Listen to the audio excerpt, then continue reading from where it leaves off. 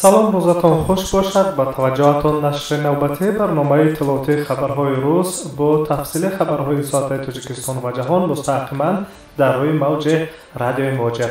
имрӯз 29 декабри 2020 сол аст. хабарҳоро аз вилояти Москави Русия шурӯъ мекунем.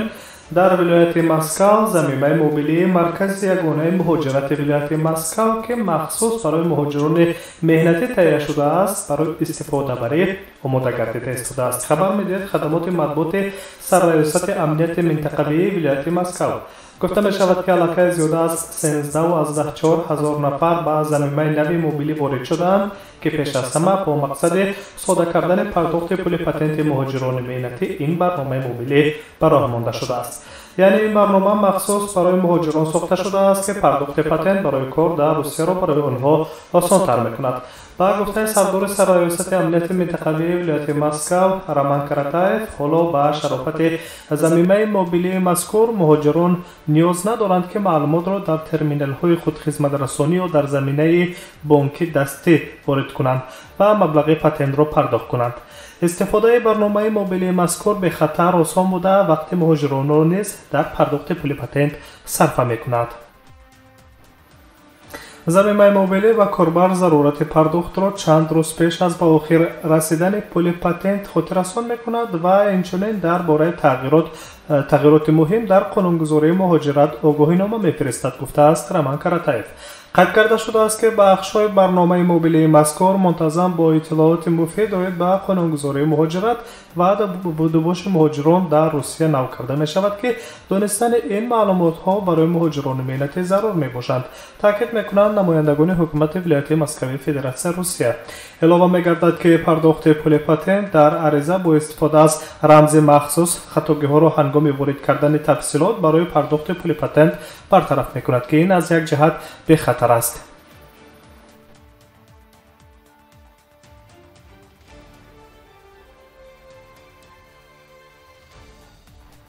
ба мавзӯи дигар мегузарем. шумо хабарҳои соатаи Тоҷикистону ҷаҳонро дар рӯи мавҷи радиои Муҳоҷир мешунавед. беш аз 500,000 муҳоҷир аз Тоҷикистон натавонистанд вориди Русия шаванд. тақрибан 9 миллион муҳоҷирони тоҷик ба далели маҳдудиятҳои марбут ба пандемия натавонистанд вориди Русия шаванд. иқтибос меорад хабаргузории Красная Весна аз суханронии рӯзи 24 сафири Тоҷикистон дар Москав Эмомуддин Сатторов. дар хабар дарҷ мегардад ки муҳоҷирон аз Тоҷикистон ба Русия барои корҳои мавсимӣ меоянд, аммо бинобар баста будани марз ки сабаби ин сирояти коронавирус мебошад, монеаи вуруди муҳоҷирони тоҷик ба Русия дар баҳори имсол гардид. тавзеҳ дода мешавад ки дар давраи пандемия тақрибан 200,000 муҳоҷирони кории тоҷик Русияро тарк кардаанд ва дар ҳоли ҳозир онҳо дубора баргашта ба Русия омада наметавонанд. ёдовар мешавем ки шаҳрдори Москав низ Сергей Собянин бинобар кам шудани шумораи муҳоҷирон норасоии коргаронро дар хадамоти шаҳрии пойтахти Русия эълон кард ки ин ба андешаи ӯ метавонад дар Москав дар фасли зимистон мушкилиҳои зиёдро ба бор оварад. ёдовар мешавем ки рӯзи 15 декабр президенти Русия Владимир Путин бо фармони худ бинобар пандемияи сирояти коронавируси навъи COVID-19 иқомати муваққатии муҳоҷиронро тамдид кард ки муҳлати амалии нави фармони мазкур то 15 июни соли 2021 мебошад. дар ин давра агар шаҳрванди хориҷӣ фаъолияти меҳнатӣ анҷом надиҳад, аз расмият дарории ҳуҷҷатҳои будубош озод мебошад. ҳамчунин фармони мазкур пешбинӣ мекунад ки муҳлати ҳуҷҷатҳои ба анҷом расидаи муҳоҷирони меҳнатӣ аз эътибор соқит дониста нашавад.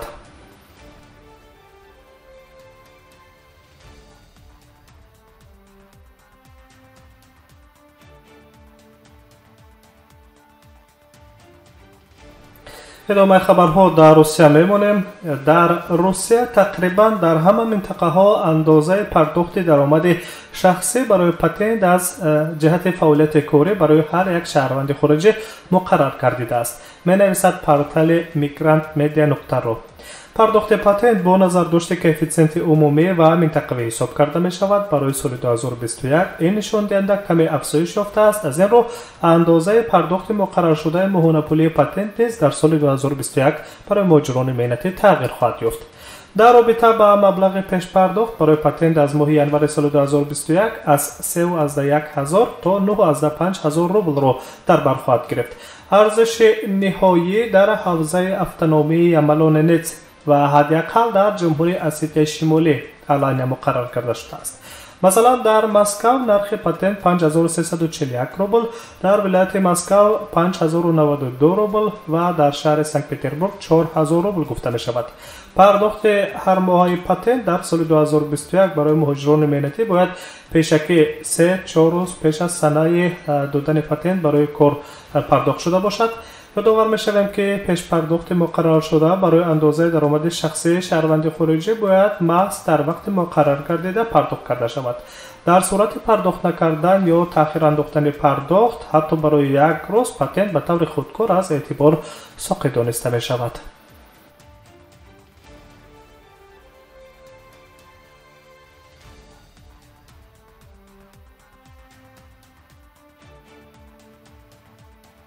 تحولات تاجیکستان و جهان و روسیه را مستقیما در روی موج رادیوی مهاجر میشنوید.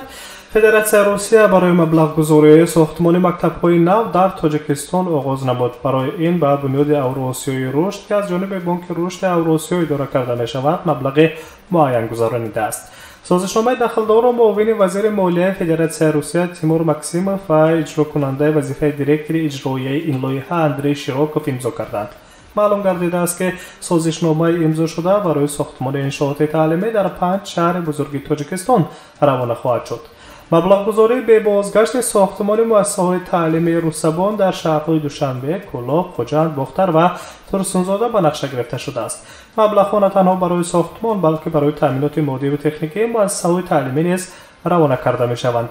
ساختمان همه انشاءات در دایره سازشنامه بین حکومت روسیه و تاجیکستان از 17 اپریل سال 2019 عملی کرده می شود. انتقال مبلغ‌ها برای انشاءات ساخته شونده در حجم 30 میلیون دلار پیش بینی گردیده است. یادآور می‌شویم که بانک اوراسیایی رشد یک سازمان بین‌المللی مالیوی است که به همگرایی و رشد کشورهای شرکت کننده ارمنستان، بلاروس، قزاقستان، قرقیزستان، روسیه و تاجیکستان مساعدت می‌کند. سرمایه عین نامدی بانک آسیایی رشد 7 میلیارد دلار را تشکیل می‌دهد و فاند اوراسیایی استوار و رشد 9 ایین سال 2009 از جانب حکومت‌های همان 6 کشور در بالا ذکر گردیده تأسیس یافتند. هدف‌های فاند اوراسیایی رشد کمک به کشورهای شرکت کننده در رفع عاقبت‌های بحرانی جهانی مالیوی، تأمین ثبات اقتصادی و مالیوی در منطقه گفته می‌شود.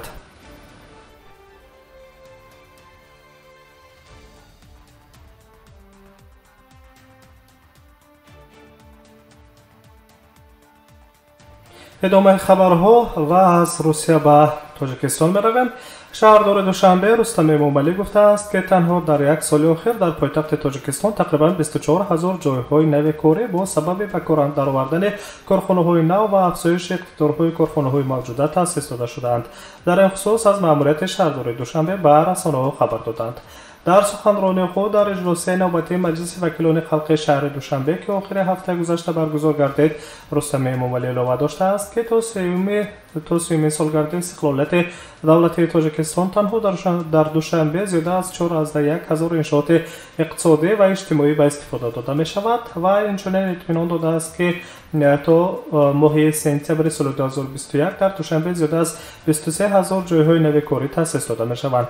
این در حالی است که بنا به بسته بودن سرحد روسیه مهاجران تاجیک در موسم امسال کار نتوانستند به روسیه بیایند. از این رو در دوشنبه و دیگر نواحی تاجیکستان نیز طلبات به تأسیس جایهای کاری زیاد گشته است.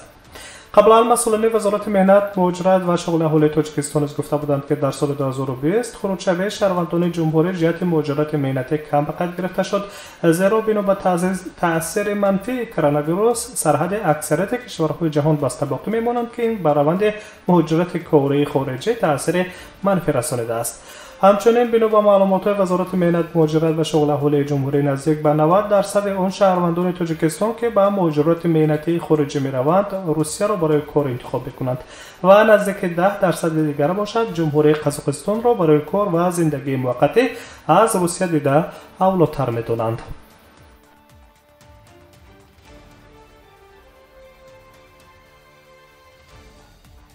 نشر نوبتی برنامه اطلاعاتی خبرهای روز بود. مستقیما روی موج رادیوی مهاجر. سلامت باشید.